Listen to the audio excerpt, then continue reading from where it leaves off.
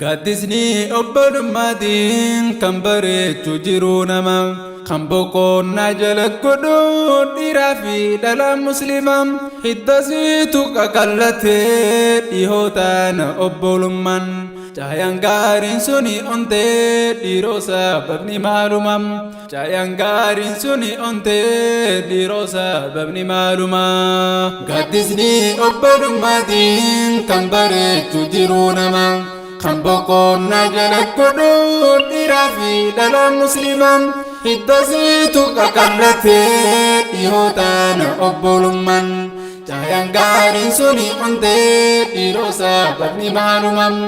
caayaan gaariin suni ontee dhiiroo sababni maaluma.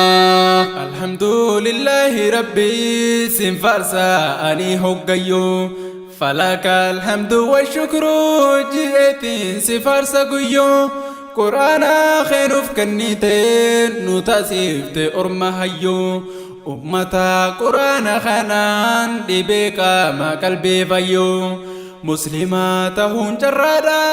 ربي شكران ميو ورديت لكم جتي يا جبار يا علي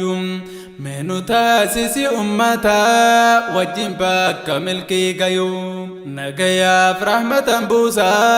إماما أنبياء الرتم أبا فاطمة نبيخو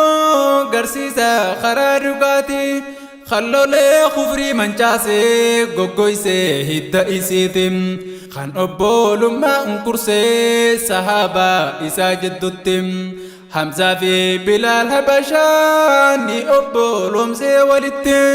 أمنتي إسلام الناتو في رمزي هند ولدتم أمنتي قاري أكنا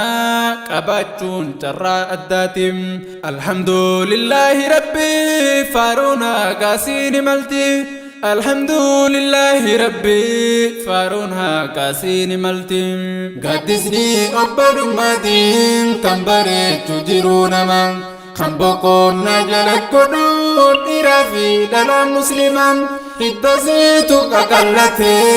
إيهوتان أبول من جايان غارين سوني أنتي إيروسا ببني معلومم caayaan gaariin suni ontee dhiiroo sababni maaluma. Arrawaa'ee obbolummaa tanawwaa xiqqoo dubbadham dhiheenya hidda isiitu qallatee walleen aduudhaan caamsaadhaatu itti dhufee qallisee akka maleedha. Itti barbaaduudha qabnaa hundaan ol kaanee tawaadha. dhiiroo maaluma meerakkoon warri beeytannaa fi maadam haja beeyfannoo ikhwaanii obbolummaan di warqiidham haja beeyfannoo ikhwaanii obbolummaan di warqiidham obbolummaan dhugaa faayaa isiidhaan toltii jiruuni sogiddaa jiruu mi'eessuu sanii obbolummaan diini tanakka sahaba nabi dabarsan gaafa duraanii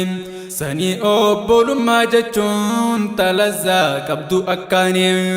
obbolummaan dhihootanaa dantaa dhuunfaatii sababni isin dantarraa bilisa ni takkaatti yaa ikhwaanii namni tokko sin jaalatu dantaasaa sirraa dhabnaani namni tokko sin jaalatu dantaasaa sirraa dhabnaani. Gaddisni obbolummatiin kan bareechu jiruu nama kan boqonnaa jala godhu dhiiraa fi dhalaa musliimaa hiddasiitu qaqallatee dhihootaan obbolummaan caayaan gaariin suni ontee dhiiroo sababni maaluma. caayaan gaariin suni ontee dhiiroo sababni maaluma. Yaa obboleeyyan koo qaalii kharrabbuumaaf wal jaalanne caayaa diin islaam jalatti kan wal barree waa hiloomne ilmaan haadha takka caalaa yaadahoo wal garsiifanne bu'aa fi bahii hundaahoo wajjumaan dabarra janne akkas jenne nama hedduu wajjimaan irraa gad baane isa hoota dhiiroo namni khalee akkas waliin jenne hanni obbolummaa citee akkam taana dhiiroo cabne Hani obbolummaa citee akkamtaan dhiiroo cabne obboleessa hedduudhaatu obboleessa isaa gane ilmaan haadha takkarraahu wajjin deemu wal amane ganda keenya akkamtaana goda kanatti nyaadhamne